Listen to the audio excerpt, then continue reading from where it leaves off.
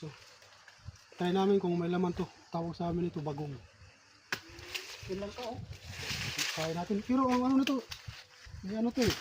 Kailangan nito ng kahoy. Pero ito natin.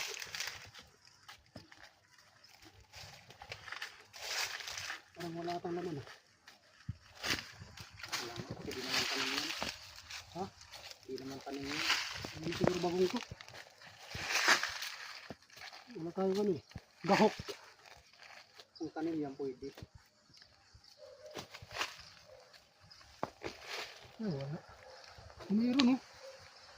Yan yan. Cool. Umutol. Kati pa naman to. Kaya din. Ganyan lang pala yan, no? Hmm. Akala ko yung para sa ubi ba? Okay. Mayroon sa laman. May naman ba? Sila ano. Parang ano nga yan, parang ubi. Yun, meron nga mali ito.